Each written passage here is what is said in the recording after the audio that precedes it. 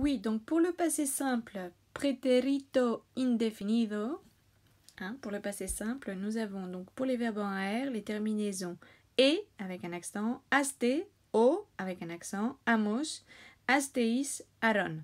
Donc hablar devient hablé, hablaste, habló, hablamos, hablasteis, hablaron. Pourquoi les accents? Pour pas confondre avec un autre temps, une autre personne. Beber, bibir, donc les verbes en ER ont la même terminaison, ok? Donc i avec un accent, iste, yo avec un accent sur le haut, imos, isteis, hieron.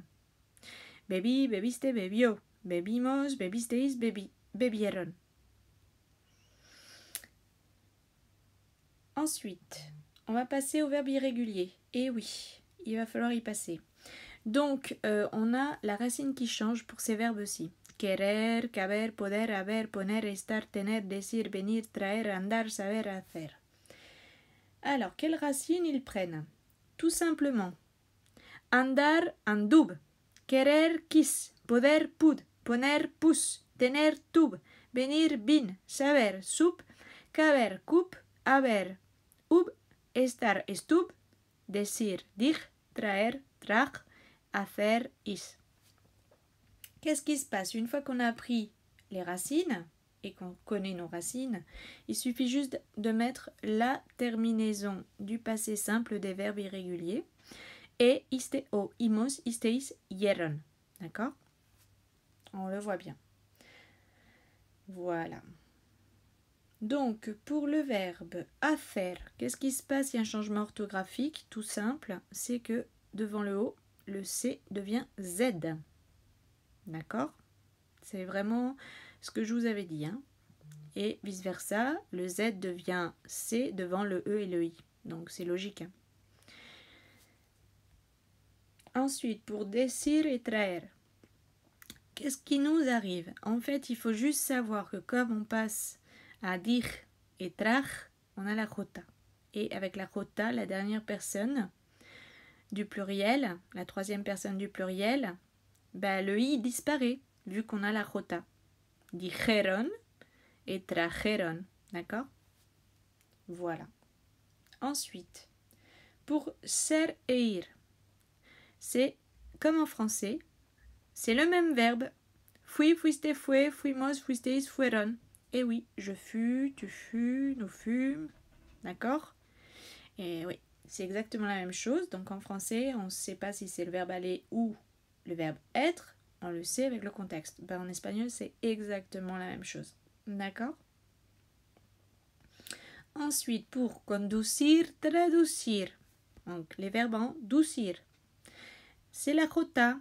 Donc pareil que pour dir et traj, le i de la dernière personne disparaît. Facile, c'est simple à retenir. Hein? Toujours la même chose. Voilà. Maintenant, on va se pencher sur dar et ver. Il faut les apprendre par cœur. Bon, la bonne chose, c'est qu'ils sont pareils. Hein? Et faciles. Di, diste, dio. Dimos, disteis, dieron. Pas d'accent. Ouais. Ber, pareil. Bi, biste, bio. Bimos, bisteis, bieron. Donc voilà. C'est quand même assez rapide. Hein? Ensuite, on va prendre les verbes en ouïr. Donc, c'est comme pour le présent. Pour la troisième personne du singulier du pluriel, à la place du i, on a un y. D'accord? C'est exactement la même chose. Voilà. Il faut juste retenir les terminaisons. I, iste, yo, imos, isteis, hieron. Mais on sait que pour le yo et le hieron, c'est un y. Pour leer et oír, la même punition. Le i devient y aux deux troisième personnes, c'est-à-dire du singulier, du pluriel. Ok? Pour empezar, comme je vous en avais parlé, le z devant un e, ça ne peut pas être z, ce sera toujours c. Le z, c'est devant a ou o. Sinon, c'est c. Ensuite, pour changement orthographique de sacar à parcar, oui, les verbes en CAR, avec le son car, on veut garder le son que, mais pour pouvoir le garder, vous savez très bien, et pas avoir CE, sinon ce serait fait. Donc on a QU qui se place là. Et de la même manière, pour garder le son GE, on a GU sur la première personne aussi, pour les verbes en GAR. D'accord? Les verbes en OIR, comme mourir, dormir. Donc le O se transforme en U sur les deux troisièmes personnes, c'est-à-dire pluriel et singulier. Ok? Pareil, murió, durmió, murieron, durmieron. Et dernier changement orthographique pour les verbes en E, I, R, c'est-à-dire qu'ils commencent par un E et finissent par IR, comme servir, medir. Même punition, le E devient I. Sirvió, midió, sirvieron, midieron, et voilà.